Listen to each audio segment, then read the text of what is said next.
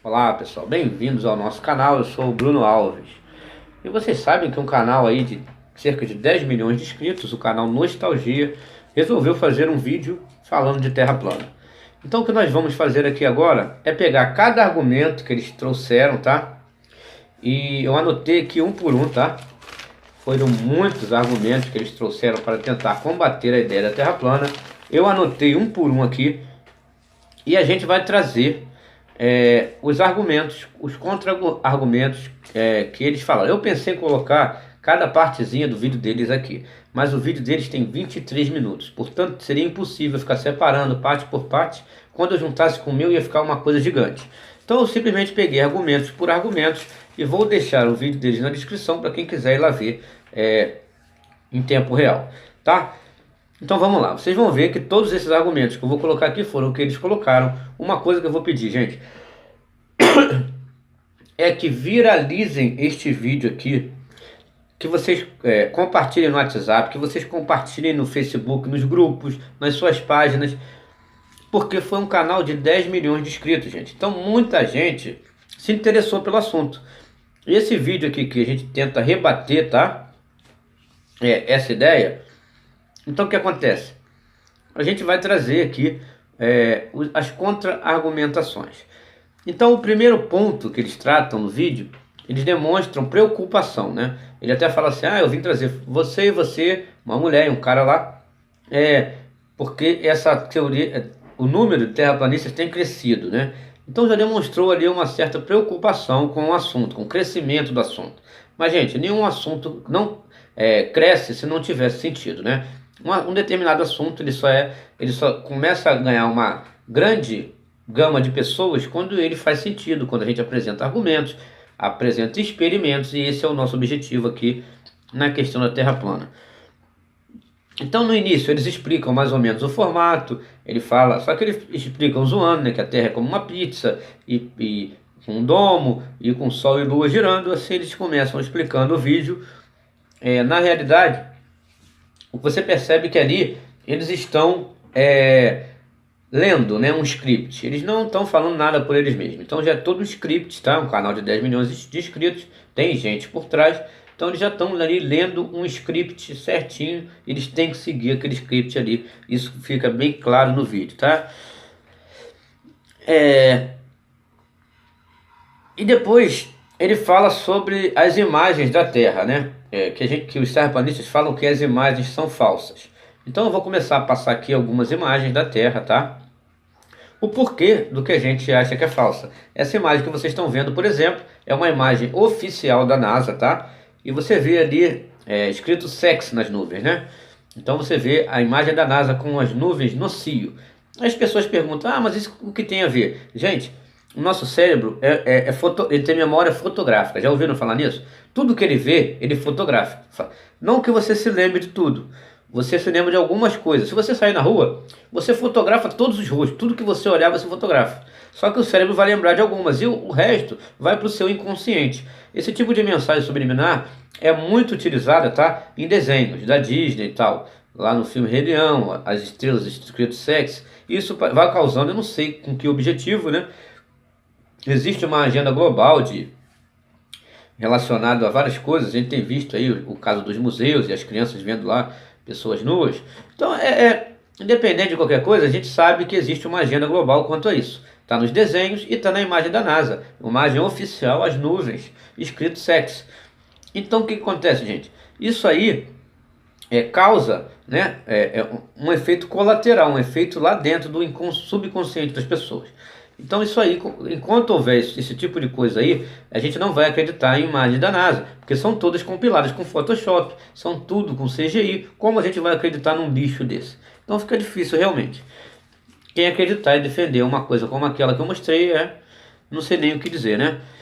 Então vamos lá. Aí depois eles citam as grandes navegações. A circunnavegação de Fernão de Magalhães, segundo eles, provou a Terra plana. Não só Fernão de Magalhães, como James Cook também fizeram grandes viagens de circunnavegações, mas isso é totalmente explicado numa Terra plana, tá?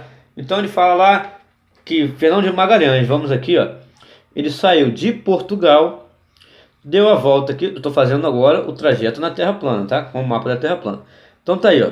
ele saiu de Portugal, deu a volta aqui no Estreito de Magalhães, que leva o nome dele, foi indo embora, ó, deu a volta, passou aqui pelo Cabo da Boa Esperança e voltou à Europa. Então uma circunnavegação ela é bem possível numa Terra plana, então isso não prova que a Terra é um globo, porque alguém circunnavegou. Eu quero ver alguém circunnavegar pelo Polo Sul. Não existem nem voos, tá? Que cruzem o Polo Sul. Então o que dirá circunnavegação? Justamente por conta dos paredões de gelo da Antártida. Depois eles falam, tá? Então essa viagem eles dizem que provou, não provou nada. Aí eles começam a falar sobre que a Terra plana, que a Terra redonda já é falada há muito tempo atrás, e cita Aristóteles. Bem, Aristóteles não provou que a Terra era um globo, tá? Aristóteles propôs um modelo alternativo, porque ele fincou lá um pau lá numa cidade, uma vareta numa cidade, uma vareta na outra, e calculou ali a diferença da sombra em graus. Então ele disse que a Terra deveria ser redonda por causa dessa incidência dos raios e da sombra. Na realidade, mas só que Aristóteles fez isso calculando um Sol distante. Então ele falou, a Terra não é plana porque o Sol está muito distante, então não produziria. Mas a gente fala de um Sol mais próximo, né? De um Sol que não está a 150 milhões de distância, né? De quilômetros de distância. Nós propomos um Sol entre 5.000 a 8.000 quilômetros ali de distância. Portanto, se o Sol estiver a 5.000, um Sol menor, tá? Bem menor, que não tem a composição do que a ciência nos apresenta, e se ele for menor, estiver a cerca de 5.000 quilômetros de altitude, tudo isso que o Aristóteles fez é possível numa Terra plana também. Então, não adianta, não provou o globo de maneira nenhuma, tá? Aí depois eles falam dos navios que somem na linha do horizonte. Que ele falou bem claro. Quando você que tem 1,80 m, você enxerga 5.600 quilômetros à sua frente. O navio sumiu ali está a curvatura. Então não, o navio some, tá? Mas se você pegar uma câmera potente e der um zoom, você volta a ver o navio de novo. Vou deixar as imagens aí. Isso ocorre, gente, porque existe um ponto de fuga, justamente por conta da sua altura, né, da elevação que você está. Quanto mais alto, mais ao longe você vai enxergar, porém, existe uma coisa chamada densidade atmosférica. Portanto, vai chegar a um certo ponto que não importa a que altura você estiver subindo um monte, que você não vai enxergar, porque vai chegar no limite. É o ponto de fuga do observador, que é o momento que o céu toca no chão. Aquele é o limite da linha do horizonte. Então, não tem como enxergar muito ao longe por conta dessa densidade.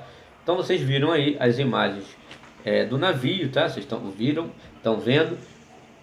Que filmam aí, filmaram navios que deveriam estar atrás da suposta curvatura, como ele disse, e na verdade, quando você dá um zoom numa câmera potente, você volta a ver o navio. Mas a densidade atmosférica não tem zoom potente, que vai chegar uma hora que a densidade vai atrapalhar essa visão. Então, navio, quando some na linha do horizonte, não está provando curvatura, como vocês podem ver. Você vê que a gente está argumentando e mostrando as provas, né? Isso é que é importante, não é só falar, preciso mostrar. Então, deixa eu ver aqui mais o que ele falou.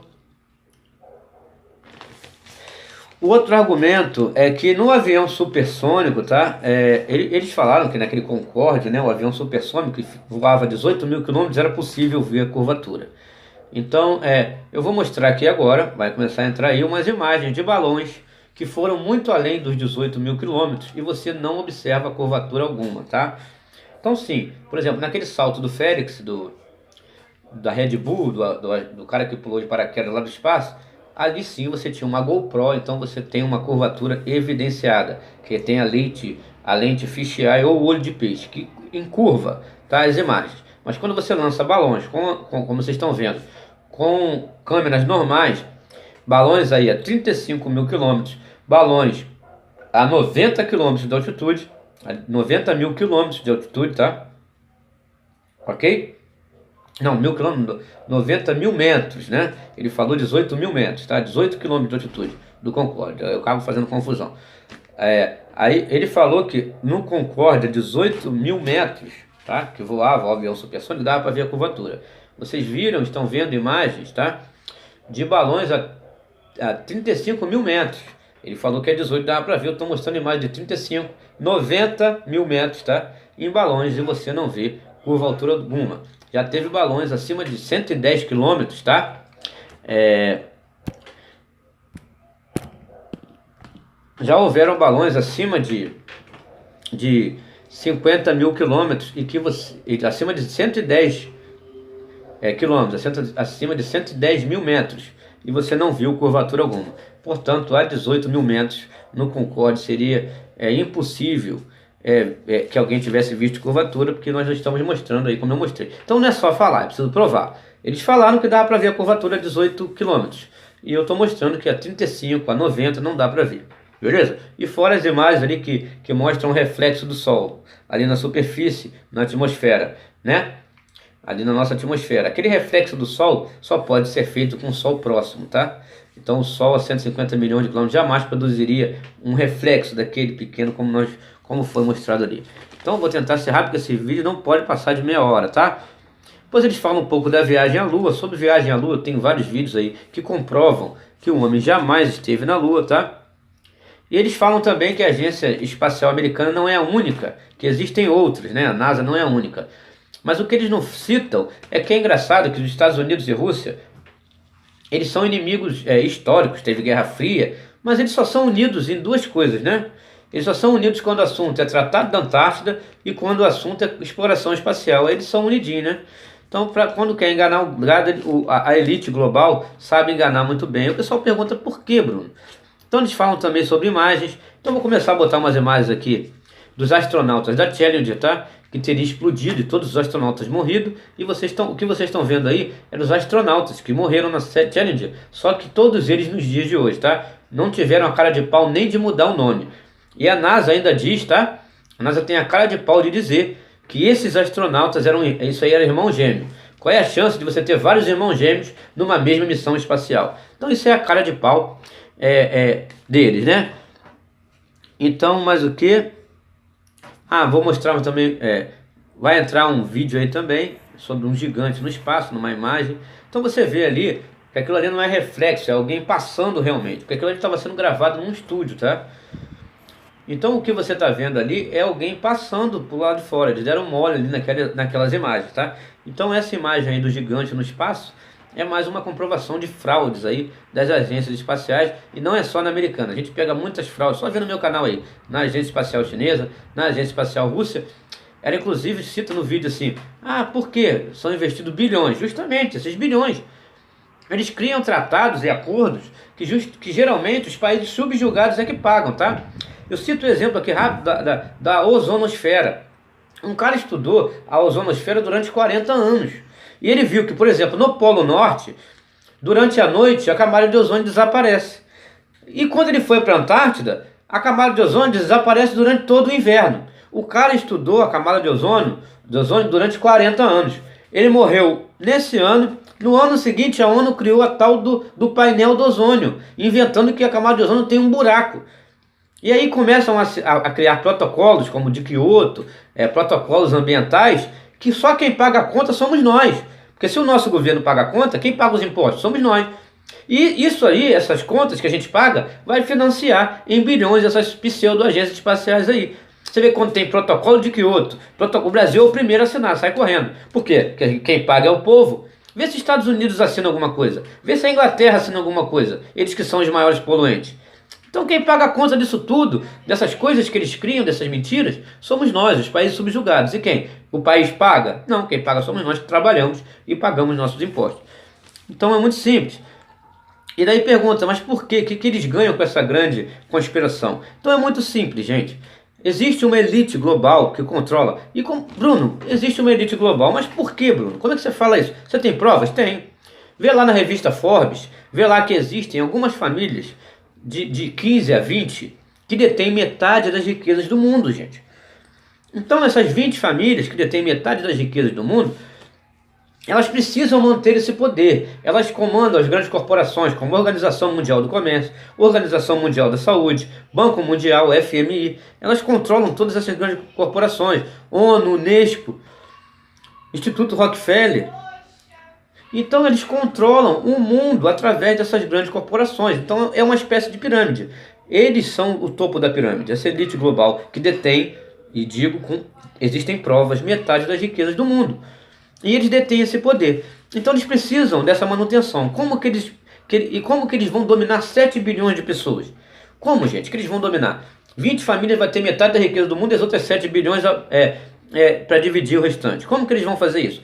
Através de um processo científico, educacional, ideológico, cultural, religioso. Eles vão utilizar todos os meios filosóficos. Eles vão utilizar de todos os meios para dividir o gado em várias coisas. Uma forma de dividir o gado na ciência, tá? É isso.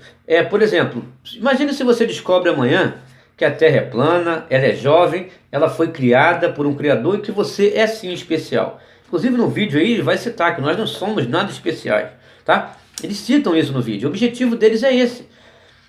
Que você veio, que você foi criado, que você, olha só, imagine se você descobre que você não é poeira cósmica, que você não proveio da ameba, que você não é descendente de macaco. Imagina, a sua relação de ser humano para ser humano muda, gente. Muda e muda muito, tá? Se você descobrir que o seu irmão é criado à imagem e à semelhança do Criador, você vai olhar ele com outros olhos, ao invés de olhar ele como descendente da ameba. Então eles têm medo da união popular. Por isso que eles precisam se manter naquele poder, naquele topo da pirâmide. E nisso eles criaram várias ferramentas. O Estado é uma. O que é o Estado? O Estado é alguma coisa para... A gente vota lá democraticamente. Mas ele serve para a gente? Não. O Estado serve para manter esse poder dessa grande elite global. Ele foi criado para isso. Todos os mecanismos, as engrenagens, para manter essa elite no topo da pirâmide. Então, no meio, através da política, economia, ciência, religião, educação, nós somos levados como gados para onde eles querem, tá? Estou tentando acelerar aqui. Aí depois eles citam a Bíblia. É outro erro, gente.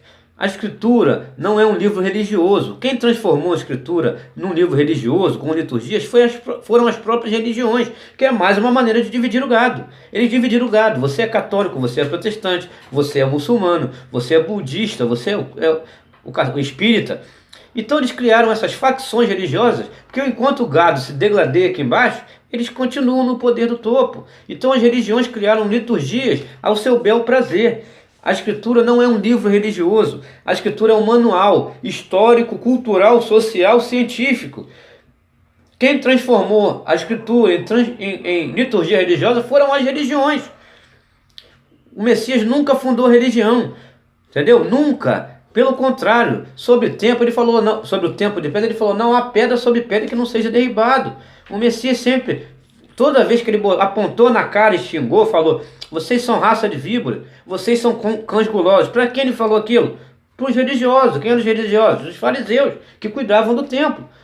Então o Messias nunca fundou religião alguma. Então quem criou as religiões, gente, criou ao seu bel prazer para faturar. E esse topo da pirâmide utiliza isso, porque ajuda a dividir o gado. Então, é isso. A Bíblia não a Bíblia é um manual histórico, como eu disse, social, cultural, filosófico e científico, porque mostra a história desde a criação da humanidade, desde a criação até e ainda profetiza coisas para o futuro e que vem acontecendo. Então, é bem diferente do que mostram para vocês o que é a Escritura, tá? Tem nada a ver com religião. Ela fala sobre eclipse e a gente pode dizer o seguinte, gente, eclipse... a gente tem lá as fases da Lua, que é a Lua girando e passando na frente do Sol e atrás da Terra, que a Lua faz o movimento de translação em volta da Terra. Por que nós não temos um eclipse por mês, então, nesses movimentos? Né? Por que nós já tivemos eclipses solares, com lá, o Sol eclipsado e a Lua acima do horizonte em outro lugar? Então, a explicação para eclipses, nem esse modelo do globo tem, tá? Porque eles dizem que é a sombra da Terra ou da Lua, mas em hipótese alguma pode ser. Porque já tivemos vários eclipses que provaram o contrário. Vou tentar acelerar, gente. Sobre estações do ano, gente. Eu estou muito gripado, estou me esforçando para fazer esse vídeo aqui. Sobre estações do ano, tá? Eu vou mostrar algumas imagens aqui que não condizem com o globo. Um Sol a 150 milhões de quilômetros produzia essas aberrações climáticas aqui. Você vai ver aí... verão e inverno no Saara, tá? Vocês vão ver aí nas imagens, verão e inverno em Santa Catarina e verão e inverno em Toronto, no Canadá. Vocês vão ver neve e calor altíssimo. Isso com sol a 150 milhões de quilômetros não promoveria, gente, essa aberração climática só pelo eixo de rotação. Na Terra plana isso faz muito mais sentido, gente. Olha aqui, o Sol gira nos trópicos. Você tem o Trópico de Capricórnio mais aberto, a linha do Equador e o Trópico de Câncer. Quando o Sol está no Trópico de Capricórnio, é verão. aqui no hemisfério sul. Por isso você vê Santa Catarina lá com as praias, né, na Austrália, funcionando. E lá no Canadá, no hemisfério norte, o sol está longe de lá, ó. Então lá tá frio, tá nevando. Depois que ele vai para a linha do Equador, ele gira em espiral, ele vem para a linha do Equador. Depois que ele vem para a linha do Equador, você vai ter a primavera e o outono, tá? Nos hemisférios. A gente fala hemisfério, pode falar hemisplanos, porque é só para melhor compreensão. Então, depois que ele está no trópico de Câncer, tá? Lá no Polo Norte, que na realidade é o Polo Central, aí sim você vai ter o verão no Canadá, Toronto, com praia, né? Com sol, como mostrou nas imagens. E você vai ter a neve lá em Santa Catarina. Isso porque o Sol está longe nesse momento do Trópico de Capricórnio. Então, no modelo da Terra plana, as estações do ano faz muito mais sentido do que no modelo do globo, tá? Então vamos tentar aqui acelerar, gente. Outra coisa que ele falou umas besteiras lá, do Sol estar mais próximo e a gente subir no avião, a gente poder ver o Sol maior. Não tem nada a ver, gente. O Sol estando a 5.000 quilômetros, o avião voa a 12 quilômetros, gente.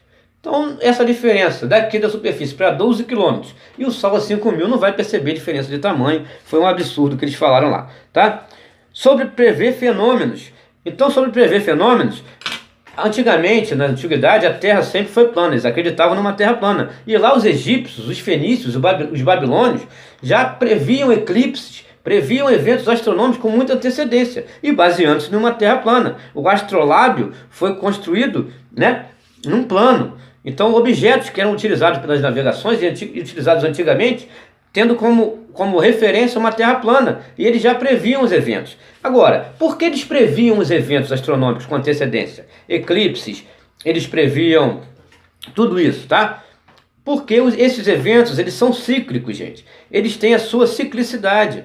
Então, no modelo do globo é que isso não faz sentido, pois nós estamos girando a 1.666 km em volta do próprio eixo, mais a não sei quantos mil quilômetros em torno do Sol. Por sua vez, o sistema solar a milhares de quilômetros por segundo em volta da galáxia, e a galáxia a milhões de quilômetros por segundo em torno do universo. Como que nós vemos as mesmas estrelas durante todo o ano? Isso desde que o homem é homem. Como nós prevemos os eventos, os eclipses, se a Terra, o Sol, o sistema solar, a galáxia, está viajando de forma como uma maluca aí nesse universo? E os eventos continuam acontecendo com ciclicidade. Justamente os eventos serem previstos, na realidade, é totalmente contra o modelo científico vigente e não contra a Terra plana, tá? Então vamos lá. Sobre gravidade, nós temos, na realidade, não temos gravidade, nós temos a questão da densidade e flutuabilidade. É só você ver. Inclusive, isso também prova uma coisa que eles falaram. Por que a gente não vê o Everest daqui do Brasil? Segundo a menina lá, a gente veria da nossa janela. Então nós temos a densidade e flutuabilidade. Não existe gravidade, tá? Você não flutua porque você é mais denso que o ar. Você é mais pesado. Mas se você, por exemplo, uma bexiga, tá? Uma bola de gás, se ela estiver vazia, ela é mais pesada que o ar. Mas se você enchê-la de gás hélio, ela que era mais pesada que o ar, ela vira um recipiente de gás hélio, né, cheio de gás hélio, ela vai subir. Por quê? Porque o gás hélio é menos denso do que os gases que estão aqui embaixo, oxigênio, hidrogênio, entendeu? Gás carbônico. Então, como o gás hélio ele é menos denso, a bexiga sobe e voa. Se você encher uma bexiga de gás carbônico, ela fica meio flutuante, mas ela não sobe, porque o gás carbônico é um pouco mais pesado do que o oxigênio e os outros gases que tem aqui. Então, a atmosfera é composta de gases. Onde ficam os gases mais pesados? Aqui embaixo, gente, onde a gente está. Onde ficam os gases mais leves? Vão subindo. Claro, os gases mais leves estão para cima, a densidade e flutuabilidade. Então, se você olhar para cima, você está olhando na direção em que gases menos pesados gases pesados vão ficando mais leves. Por isso você alcança uma visão, você vê estrelas, você vê, né, as errantes. Agora, quando você olha para frente, você não está diminuindo essa densidade de gases. Não está indo de gás mais pesado para mais leve. Você só está vendo gás pesado. Então essa densidade impede que a gente veja a África daqui do Brasil. Essa densidade impede, isso é comprovado cientificamente. Isso aí pode pesquisar que isso é verdade. A densidade dos gases e a densidade atmosférica impede você de visualizar. Isso é científico, tá? Então, ele pergunta por que os outros planetas são esféricos e a Terra não é. Então, isso não tem nada a ver, tá? Tudo na natureza, por exemplo, então tudo, ele falou que na natureza tudo segue um padrão. Se os outros planetas são esféricos, então se na natureza tudo segue um padrão, você tem, por exemplo, o limão. O limão é redondo, a natureza criou o limão redondo, mas o limoeiro é redondo?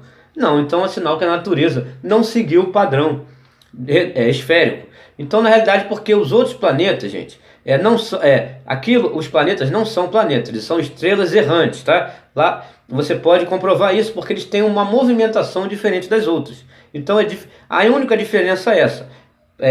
A Terra não é um planeta, a Terra é um reino, tá? Criado pelo Criador do céu e da Terra. E isso não é religião, isso é científico, porque existe na ciência o design de inteligência, a Terra jovem, cientistas que defendem isso. Então é isso que cientificamente a gente defende, tá? A Terra não é um planeta para ser comparado com aqueles outros, tá?